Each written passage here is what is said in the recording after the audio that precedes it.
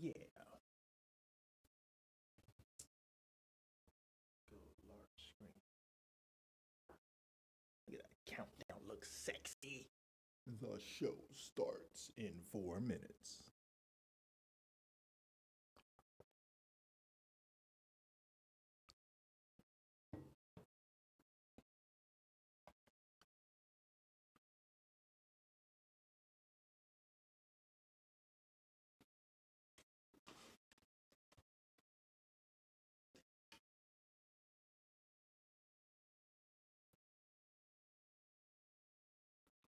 Got the notes. Testing audio. How's that audio?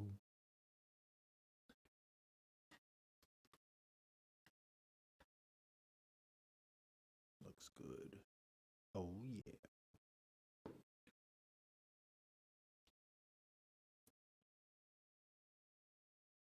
Gonna have a great show, ladies and gentlemen.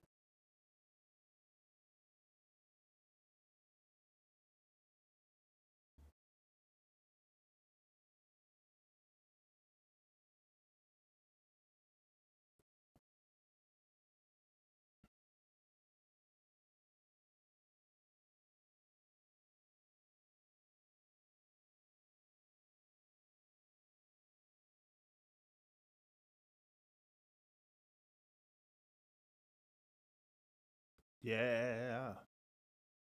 Get that sound going.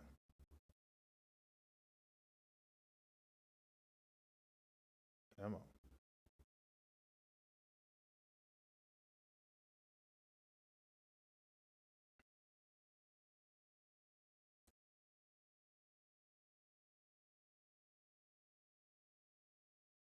Pretty damn cool.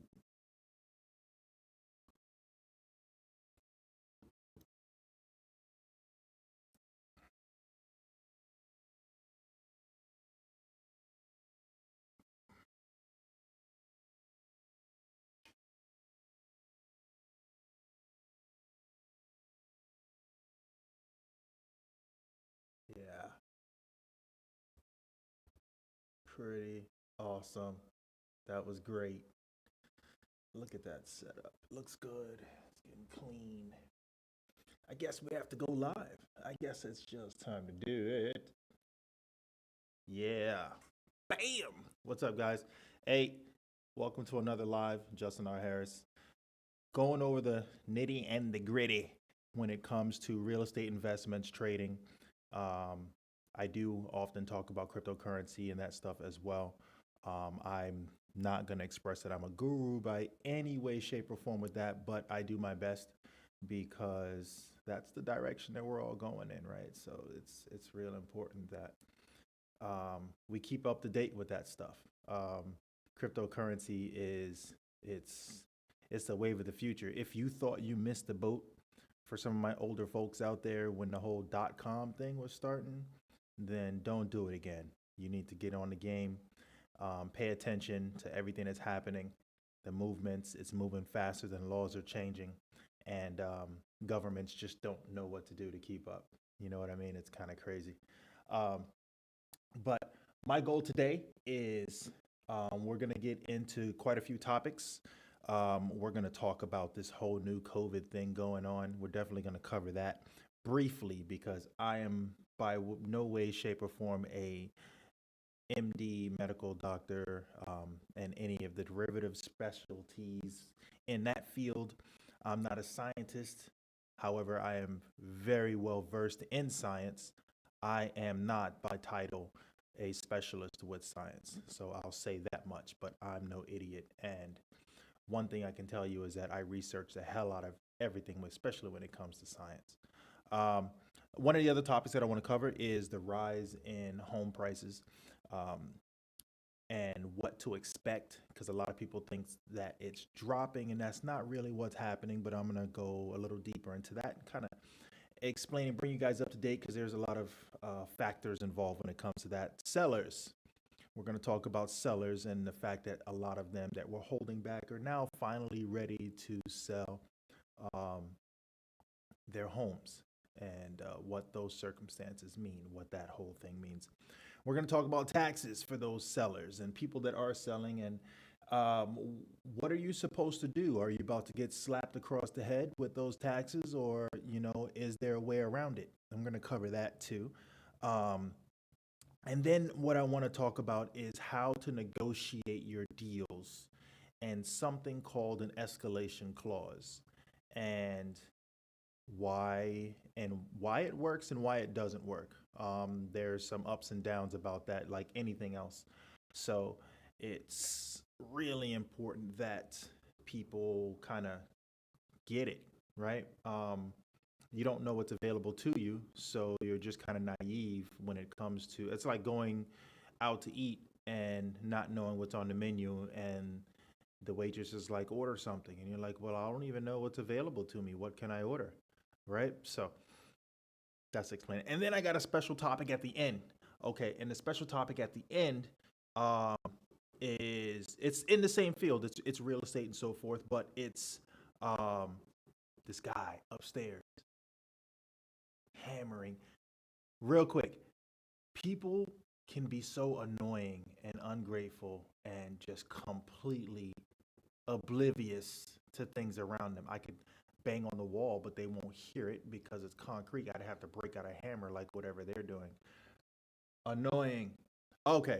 And it's like the constant tapping, when someone's like just that nagging anyway. So I want to cover that special topic at the end. I'm not going to tell you what it is, but I will tell you that it is something to pay attention to, especially my investors, because if you don't know, now you know. All right, so let's get right into it.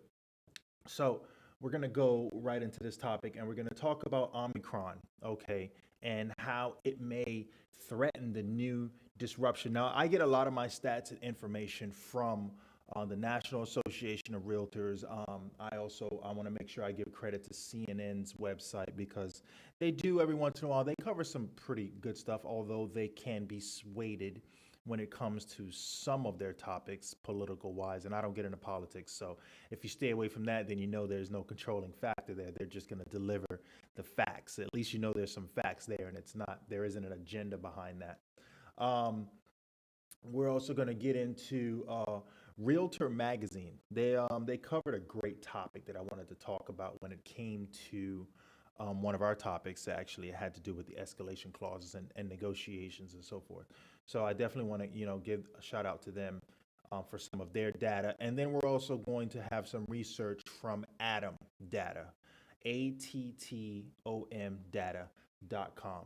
A very reliable source when it comes to statistics and things like that. I happen to go to them when I'm talking to buyers and sellers, investors, and everybody therein who's looking to make the right decision financially, right? Because if you're watching this, that's because this is what you do, right? You're all about making money.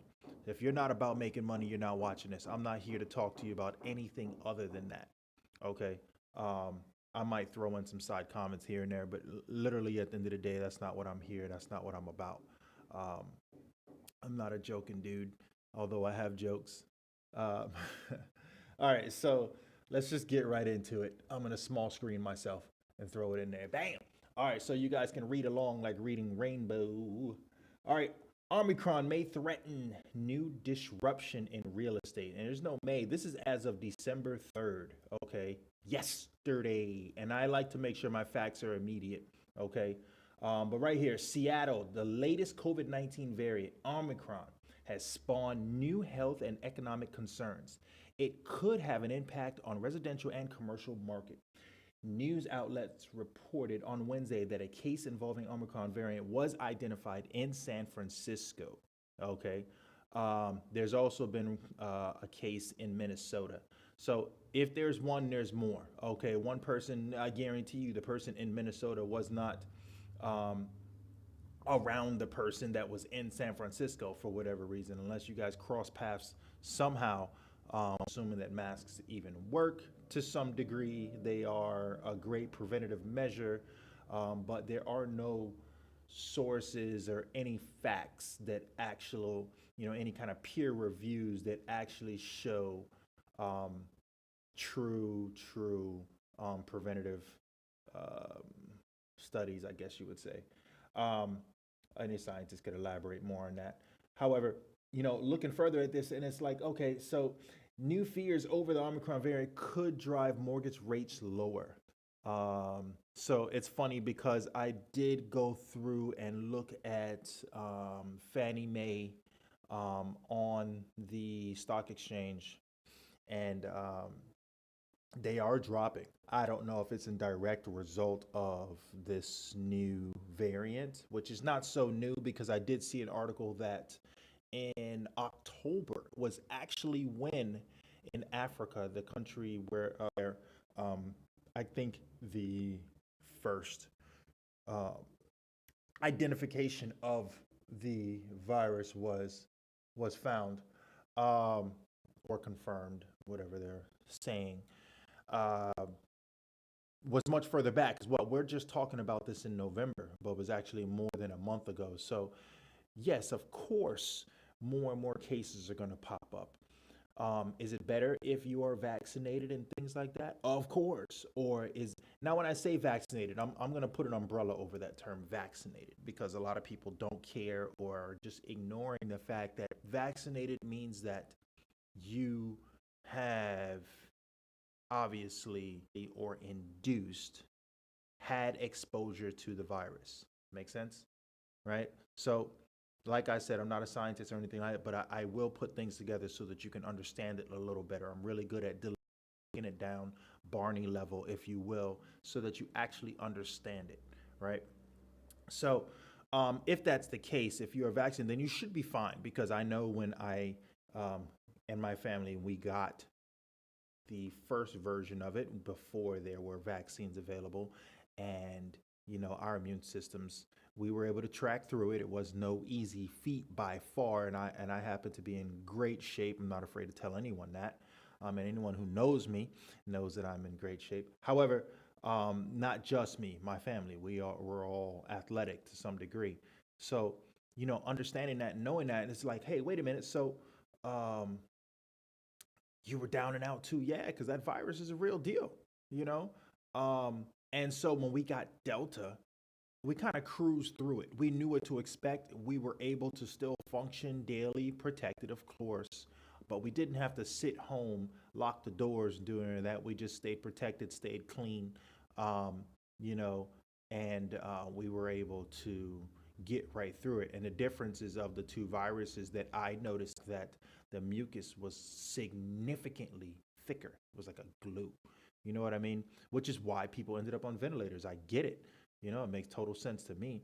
I can tell you that part of what we did, salt seems to be really good at breaking up mucus. So any kind of saline solutions that you can use, anything with eucalyptus and stuff like that, home remedy is the trick. remedy is the trick. But I will tell you that it's better than sitting on your ass and doing nothing, right? So going further here, all right, economists warn that the forward trajectory of the housing market may be heavily dependent on the variant as more becomes known about it. If Omicron is shown to be a larger threat, officials could reintroduce policies to curb the rate of infections, which could delay homeowners from listing their homes. Now, it's funny because we're going to talk more about sellers as we get further on. Headlines and new restrictions related to Omicron variant of the coronavirus might fuel some uncertainty and volatility in the economy. It's doing that. Redfin, actually, chief economist, stated that. And in the short term, global interest rates, including mortgage rates, could fall. In this extremely tight housing market, we could quickly see a proportional increase in competition and home prices.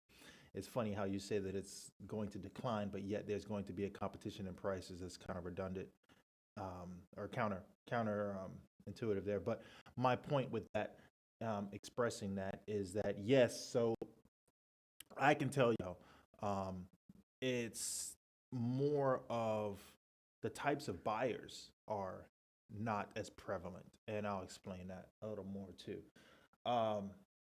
On the commercial side, let's see, because I'm the commercial deviant here. New demand for office space dropped. Okay, so it's not so much that there is a new demand. There really wasn't a new demand. What I have noticed, and obviously this is regional, so what region are they getting their data from? Speed reading through this, 30% nationwide, August, etc. They don't focus on one geographical area, so they're trying to do a catch-all with that statement. I'm going to tell you here in Florida, no. There are some contracts with some larger corporations that are taking over major office space for different projects that they have involved. But if I could be the one to make that decision on that, I would tell you that the direction it should be is with a lot of these office buildings that are sitting there and could clearly change the type of vacancy that they're in. Why not go condo? Why not go in and retrofit these spaces into condos, knowing that the rental market is insane in Florida right now? So go that route, flood your building with tenants, go Airbnb, make a killing. I don't know, that's my thoughts. You would easily bring that money, you break back even again on what you spent to retrofit that building in 5 years, guaranteed, or less. With the way things are going, people are going to keep having babies, all right? Especially if you make them stay home because they can't go to work or they're not going to work, whatever their situation is, they're going to end up making more babies. All right, so, but all the major markets are now seeing a decline in demand, Boston and Seattle, VTS reports. Okay, so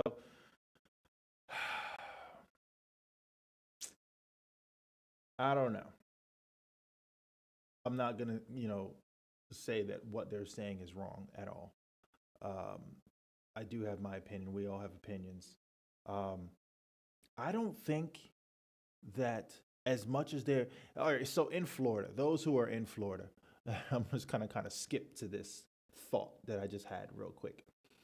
In Florida, right, every damn year, the slightest thought of there being a hurricane coming, the news media goes bananas, right? And people start running around buying all the gas they can, all the water they can, all the long-term storing food that they can, and supplies and batteries and candles, right? Because they think it's going to be a freaking nightmare, right? And then we end up getting a lot of rain and some wind and some down palm trees, and that's a wrap. What happened? Right? So they created the scarcity, and the demand became high for a hurricane, and that's what happened. I feel like that's the same thing that's going on with this Omicron. Why? There's quite a few people that are vaccinated naturally or induced, and It doesn't make sense that people are going to continue to be down and out.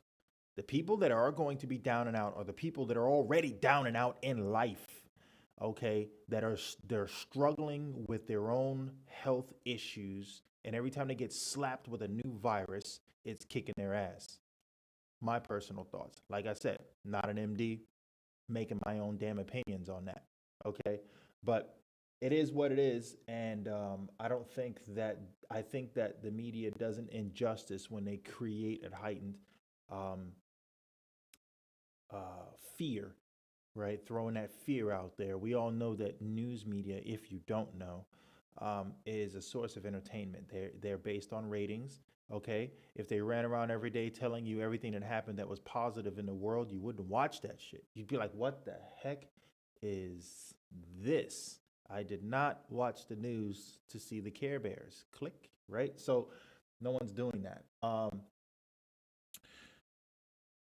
Moving along, housing prices keep rising but slowing. So this was my next topic, and uh, it's not that they're rising in the sense that they should be. They're rising because they shouldn't be. On home price growth finally slowed in September. Experts say it's a step in the right direction. That's correct. You don't need an expert to say that. Charlottesville, Virginia, after increasing for 14 straight months, home price growth finally slowed in September. The latest core logic case, that Schiller Home Price Index, released Tuesday, shows home prices increased 19.5% between September 2020 and September 2021. That's down from a record 19.8% year over year increase in August. To be sure, as even as there are more signs of the market is cooling down, homes are still really expensive. Correct. I'll explain. A study by Realtor.com showed the October national median listed price was 380,000, up 8.6%. It's actually, I think, nationally average. I know Florida, I think it's like 360, right? From the same period last year, National Association of Realtors put the median sale price that month at 353.9. There you go, right there. While the numbers may seem more like bad news for home buyers, right? Experts note that the slowdown in the home price growth is a step in the right direction. Of course, slowdown was not expected as affordability concerns have caused some potential buyers to pull back from the market, reducing the number of bidding wars and causing house prices to moderate. Okay, I'm not giving you credit there because I don't agree, but I'm going to tell you why. CoreLogic, city, 10 city, 7.8, blah, blah, skip, pass. They talk about COVID. Why are the prices so expensive? Economic havoc. Okay, so we understand why. We know why. Everyone started fleeing the crowded areas, okay, where they were and getting to more rural areas, those that could. So they were going to more of the suburb direction, right? Because they understood, I need to get out of Dodge. I need to get away from people. I need some sun in my life. I need to be able to spread out. I can't leave. Jobs are cutting back. Businesses are shutting down. Of course, it makes sense. So those who could leave did.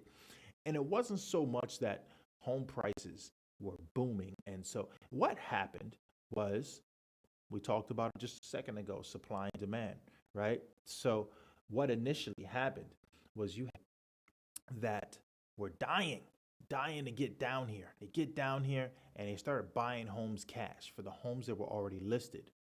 People started to catch on. Oh, maybe I should sell my house too. So they started selling too and asking a little more. Oh crap, I got it. I got what I asked for. What? So then a neighbor would sell too because they were like, well, you got 30,000 over. I'm going to try to get 50,000 over. And then this just kept happening, right? And so prices were inflated and people were fighting over it. The buyer that would come down that was actually qualified to buy with a lender would just get pushed out of the deal, right? And that would just create more problems because if they got pushed out of the deal, because a lot of people who sold, and I keep running into this problem, I'm seeing a lot of people that have sold actually can't even buy because what the money they made won't get them into the house they want. They're going to have to spend more. Oh, wait, I can't spend more because I lost my job, right? Or my job cut back, or I am the owner of my job, my business, and my business isn't making the income. Whatever it is, monetarily, there was a decrease, right? So, understanding that, I just want to break that down because maybe they don't want to go into those details here. You know, when you write a paper, for those who have written papers, whether it was just high school or you've actually written some really thorough ones in college, know that your papers have to have a sort of persuasiveness to it depending on the information you want to deliver, right? So you want to persuade the reader to lean more towards your point of view in that paper and what you're delivering, right? So when they write these articles, the goal is obviously to deliver some information because you're writing something that someone else is going to read, but to drive home your part and to persuade the reader into agreeing with what it is that you're actually talking about, right? So they are delivering some information here and throwing in facts, and they are, giving credit to the facts from the sources that they've put it in um, by quoting them. But check your sources. Just because your source said something doesn't mean that your source is getting it from a factual location either. You could be crediting someone who made an opinion, right? So now your foundation is no stronger than that person's opinion that you just quoted. So just be careful with that kind of crap. There is still low availability for sale homes, which continue to drive price growth. So appraisers are the ones who, when dealing with a lender, if you're not a cash buyer, are the ones who confirm the value of your home. I'm going to say confirm because they draw a value of a property that is comparative to yours, a comp, right? By square footage. Don't think because if you have something that's 1,400 square feet and it is a 2-bedroom, 2-bath, right? That's large for 1,400 square feet, by the way. And you have a 2-bedroom, 2-bath, right? And someone else has 1,400 square feet and I'm sorry, let's go larger. They have 1,600 square feet and theirs is a 3-bedroom, 2-bath. And you decide you're going to cut a bedroom in half.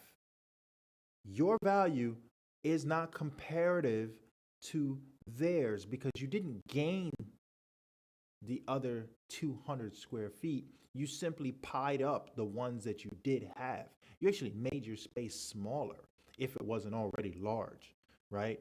Now, you would have to draw comps now from a property that is a 3-2 smaller in your square footage price. So a lot of people screw that up and think for whatever reason that their home value is comparative to that. And it's not. It's not even close. So you guys get that, covering that topic and understanding why sellers are quite getting ready. I guess what it is more that prices are inflating. And you got some people that are still late to the game. It's like, when you hear on the news that a stock is doing amazing, if you already hear on the news that the stock is doing amazing, you're too late to the game. Don't go jumping on or calling your broker and trying to jump into that stock. You're about to lose your ass if you do that. All right. If you weren't in already, you might as well just watch the ride. Okay. Maybe pay attention and see if it's going to correct and come back up again or consolidate or anything like that. And then get ready for it again. Watch, whatever is the new release on what they're doing. I don't know. That's me. Just call me crazy. Survey. Sellers waiting out pandemic are ready to list. Yes, they are. That is correct. I agree with that. Owners who postpone selling during pandemic, perhaps waiting for a sign. I don't know what's wrong with people. Is a freaking sign from God or something. That price increases were slowing, appear ready to list their home within the next 6 months. Many, however, happening right now, and they expect bidding wars to help to push the price even higher. What? No. I'll come back to that. Santa Clara, California, homeowners have had the usual reasons to sell over the past 2 years: marriages, deaths, children, etc. But many hunkered down during the pandemic, and some feared the housing market because selling might be easy, but finding a new home, no, not so much, right? And yes, had they sold right now, when, like I said before, not right now, but the other now, when it was going on, they would not have been able to find a home. They would become a renter, right? And maybe paying 6 months ahead or a year ahead, hoping and praying that this all slows down, like you think. But there is going to be a correction. The problem is you still have these people who think that they're going to get this great price from their home. Why do you think we have had, just from the pandemic, people assuming their home is worth these stupid values? I can tell you one reason, and it rhymes with pillow. That company, I don't know what their deal is, but they're obviously self-destructing now and offloading a bunch of properties. I'm talking about Zillow. And blame it on their own algorithms, believe it or not. So the same algorithms, right, they put it out there, they blamed it on themselves, right? Well, your Zestimates have gotten yourselves sued as well as a result, telling people their home is worth something when it's really not, and deals falling apart. Okay, shame on you for that. You really touched on some shaky ground when you did that. Okay, but I'm only talking about what you guys already know. The problem is not everyone is aware or pays attention. And these same buyers go on there, oh, well, Zestimate says my house is this. Zestimate is wrong. That's why they're falling apart. They're trying to correct that, and they're going to have to make a crazy comeback or figure it the hell out, right? So come on, people. Many sellers, however, want to set an asking price higher than they think their home is worth, and they expect buyer bidding wars. No, that's not going to happen. And as a matter of fact, the reason why it's not going to happen is because there aren't that many now. Okay, the cash buyers have subsided. All right, now we're back to the people taking advantage of these great loan rates.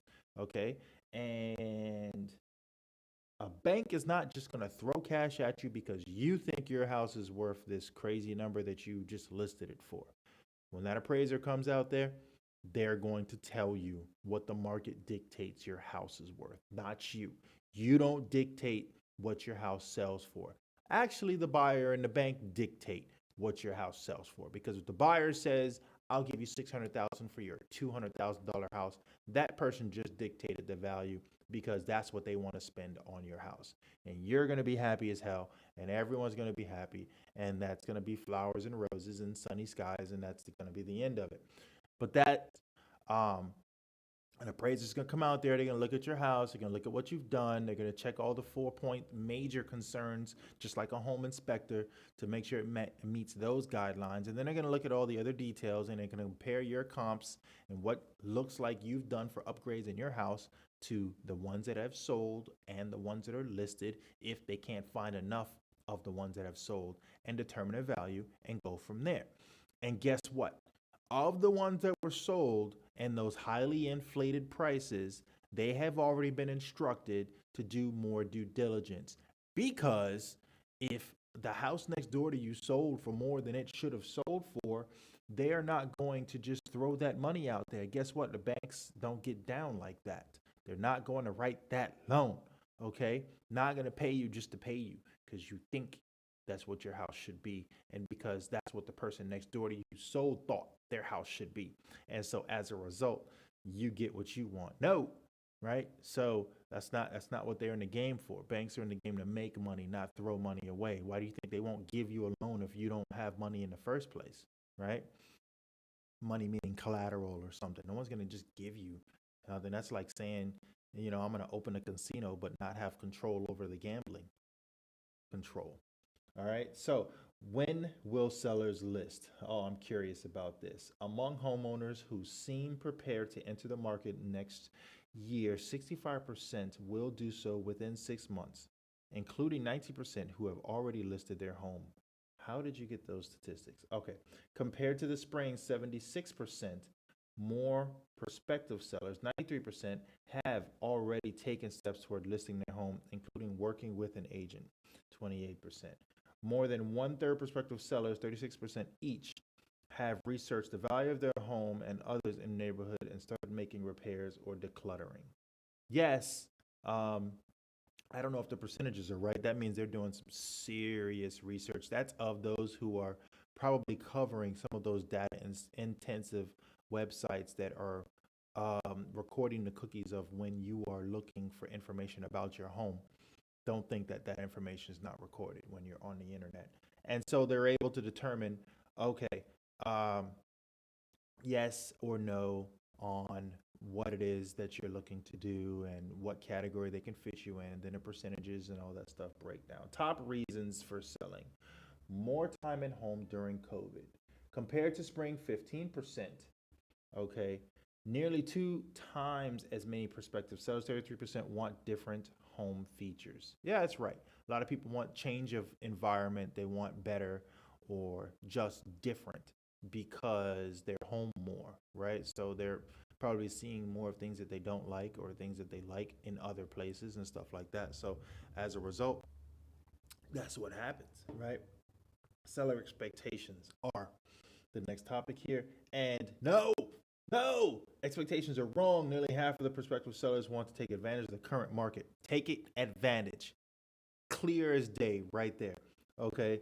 They're trying to take advantage of the buyer. You're not, just say it. You're not taking advantage of the current market. You're taking advantage of the buyer because the buyer thinks, and you're wrong. And these cash buyers are cutting back. I keep telling you that. When asked about current market impacts, 42% said they plan to list their property for more money than they think it's worth, right? There's their first mistake. Instead of knowing what your property is worth, you're going off what you think it's worth. And then you're going to add a number on top of that, okay? Shame on you. 29% will push for quick close, right? Compared to the spring, more prospective sellers anticipate buyer bidding wars. No. More offers above asking. No. Willing to forego contingencies like inspections and appraisals. All late information. No, no, and no. That has stopped. That has significantly subsided. People are not looking to do that right now. The buyers that are left over now, as a matter of fact, can't do that because they're held to whether or not the lender, whether it's conventional, FHA, USDA in some of the rural areas, or anything like that, unless they are willing to, right? So, price range changes. Sellers with homes of the core market, 351, 750 remain the same over March, 29%. However, more sellers plan to list in the 500, 750 price range, more than three-quarters. Yes, so I do have people that are in that price range. I have to have that conversation with someone today who thinks that their home is in that price range and it's not. And I'm going to show them what their community looks like. And then I'm going to show them what the neighboring community looks like. And I'm going to let them tell me. Because if you have to tell people that they're wrong, they think you're the bad guy. No one likes to hear they're wrong from the person that is correct, right? So you have to let them tell themselves they're wrong. Let them hear themselves say out loud why they justified a number so that they can realize how dumb they are sometimes. And it's not dumb in the sense of disrespect. It's just dumb in the sense of, what are you talking about? How did you get there? Have a real goal, or are you just playing around with people right now? And your goal is to piss people off, maybe, right? So let's say you finally get it sold, right? So then we need to talk about taxes, right? So yeah, you're going to pay. So if we had all these people buying and selling right now, I hope they didn't spend all their money, because now that they've received their money from the sale and they're sitting on it, what did they do with it? Because here we come, tax season right around the corner, right? Have you done what you're supposed to do? How to avoid a tax bomb when selling your home. I saw this on CNBC's. This is written by Kate Dorr. She's got an @ there. Looks like it's for Twitter. That's her Twitter @ Kate Dorr. Single filers may exclude up to $250 of capital gains on some home sale profits while married. All right, so that's the typical facts about tax returns, right? And capital gains taxes and so forth. Capital gains is everything after bills are paid and the house is sold. What did you get left that's above what the house was paid for initially. There's your capital gains. So if you're up to 250 of capital gains, right? And then married, it's combined you and your significant other, right? Which is the 500,000. However, median home sale prices have more than doubled over the past 2 decades, pushing some long-term homeowners over this threshold, right? Because they've made quite a bit of money, right? So they're going to get slapped across the head pretty hard. I want to see what she says in this article because I think that when I was researching this article, I think she missed a key point. With soaring home sale, capital gain taxes may put a damper in their windfall. That's right. Home sale profits are considered capital gains tax at federal rates of 0, 15, 20 in 2011. Depending on income, IRS homeowners allowing single filers to exclude up to 250 in profit and married comes to 500. More information on personal finance. Let me just see what they say here. How to pay zero capital gains. I have not gone through those links, but I'll tell you as we get to the end of this if she's covered the point that I wanted to see here. But these thresholds haven't changed since 97. Median home sale price has become a huge part conservation. So we all know about the fact that we have to pay taxes. You know you got to pay a capital gains on your home, right? If you are under 65, I believe you don't. If I'm not mistaken, she doesn't say that here, but that wasn't the key point that I wanted to cover. Expand. I am skimming through this. If you guys are reading along, try to keep up as I scroll the hell away from this screen. Increase basis to reduce profits. If homeowners exceed the exemptions and owe taxes, they may reduce profits by adding certain home improvements to the original purchase price known basis. For example, home additions, patios, landscaping, swimming pools. Those include, however, ongoing repairs and maintenance expenses that don't add value to home won't count. Of course, homeowners, right? Let's see. Fast forward reading here. Sometimes when I don't see what I want, I skim right through. Other tax consequences when selling a home, the large profit. For example, boosting adjusted gross income, insurance, etc. Made it to the end, and I wanted to make sure that she did not say something, and she didn't.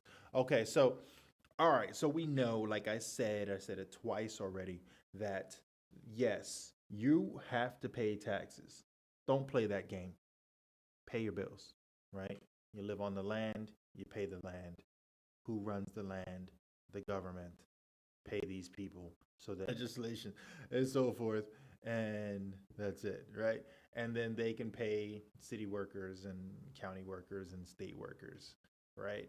Their minimal pay so that they can make sure that they see. You know, if you actually follow the money, all right, so I have in money laundering, both foreign and domestic money laundering. I know how to follow the money.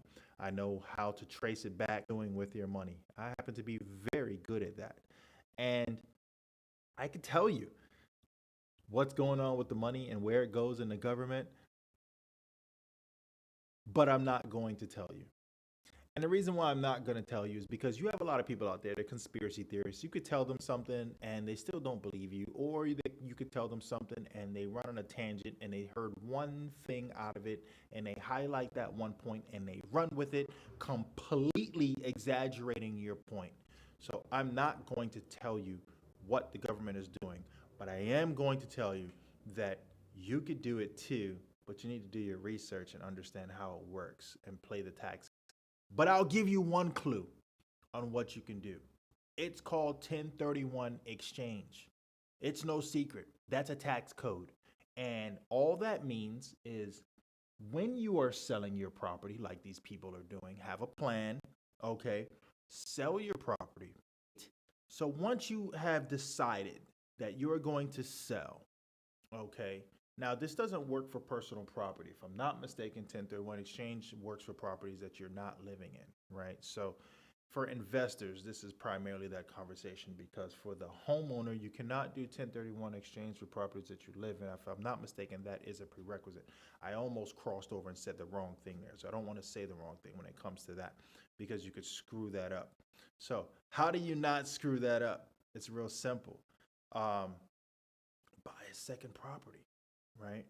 And when you know you're going to sell the one that's going to make all the profit, right, like you plan on doing, buy something small, take that one, do a 1031 exchange, which means you buy upwards. So if your house is worth 200,000, you want to buy something that's worth more than 200,000. You don't collect the profit on the house that you bought for 200,000. And they're going to tell you there's a window of how much you can spend now that you don't collect, right? So you're going to spend in that window, and you have to identify the property before you close on the current property. And then within 180 days, 6 months, you need to make sure that the whole thing is closed up, sealed up, and done. And bam, you don't pay taxes on that whole that whole transfer, right? So it's a great plan. I really kind of right through that. Gary typically will be an attorney, if I'm not mistaken, can and will guide you appropriately through that process, and definitely explain on the details that I have just kind of skimmed across. My whole point there was to just make sure that you kind of understand what it is that you're supposed to do. All right. So when this sale happens on your house and you and the other person are talking, you need to know how to negotiate. And one of the negotiating factors is an escalation clause. Okay. Now, I like it and I don't like it. And I'm going to tell you why and how that actually comes. I don't like it because it tells the seller how much you can spend, right? And I don't like to tell them how much I can spend, because they could easily just count you out, right? But anyway, what an escalation clause is you make an offer on a property, and then in your escalation to up to. So instead of them getting back to you and saying, hey, can you send me your highest and best offer, which I'm seeing a lot of people have seen, and a lot of agents like to say that. Maybe it's just a phrase they like to say. I don't know why, but it's silly. I just cracked a brew. No, it's not a brew. It's a Celsius. So essentially, what you need to do is when you make an offer, you put on there what your offer price is. If someone counters, instead of them coming back that for the house that you put in an offer for 300,000, you will go up to as high as 350, right? Someone comes in and they make an offer at 325. There's no question that you will go above it, and now they know to come back to you and say, what will you offer? And you can turn around and say the 350 if you want to go all the way up, or you can say slightly above that. They give you the opportunity because they know that you can, and then you'll come back and you'll say 335. You cap them off, and then that's it. Yes, there's a bit of a bidding war there, but understanding how to control that bidding war makes that a smoother process for you using your escalation clause in that. Let's see if they clarify that real here. For example, buyers may offer purchase of a home with 300,000 on the escalation cost that says that they're willing to increase their amount to 325 if competing bids come in, or the contract may state the purchase the price shall be 1,000 higher if any other within stated limit. The pandemic has made escalation clauses more popular. Yes, because it's capable, I'll come up, right? And they really wanted these homes. What did it create? Crazy sales, right? Once again, but the majority of those sales were cash buyers. Don't be misled, people. Banks are not throwing money out the window like that. As a matter of fact, they want their money. They want their money so bad that, according to Adam's report, and this was the special lowdown of the lowdown that I wanted to tell you guys if you sat through, as I'm about to wrap up this video, adamsdata.com, a very credible source for statistics and facts, states 25,000 properties plus the lenders have started the process of foreclosures in the third quarter.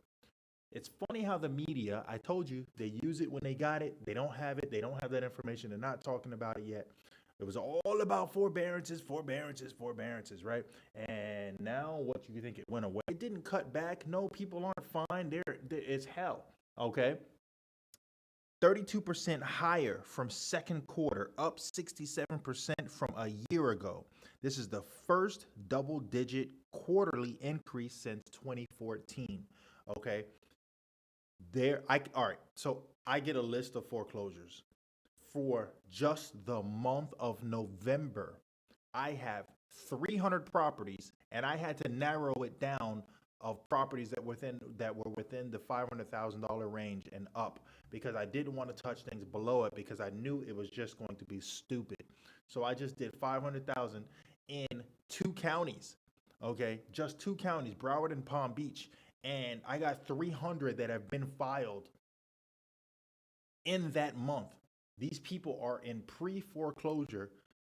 They know they haven't paid their bills. They just haven't received a letter yet that states, hey, the bank is about to shut the doors on you in your own house, right? So if you're someone looking and you're trying to buy, contact me because I have constant access to these properties. I pay for this research. I have people that are doing the data. The statistics research and so forth, in researching the value of these properties to determine if they actually have the equity that's worth buying these properties in the first place, right? So that was the lowdown that I wanted to throw at you guys at the end of this. The foreclosures are coming, okay? And that's going to be the game for all the investors, because what you have is people that are selling at stupid numbers because they think their house is worth something, and they're adding on top of that, like we spoke about before. And then we have the people who need to get out because they don't know what to do with their life next, right? And times are hard. I get it. This is what's happening right now. That was the special little tidbit that I wanted to throw in at the end. If you stayed through this little 40-minute live that I threw at you, I appreciate you guys and your time. And I'll probably throw in a Wednesday special too, because there is some information that comes in the middle of the week, and I'm noticing that, you know what, wow, I could deliver that. All right, guys, take it easy. Thanks for checking in with me. I'm going to throw this in over here.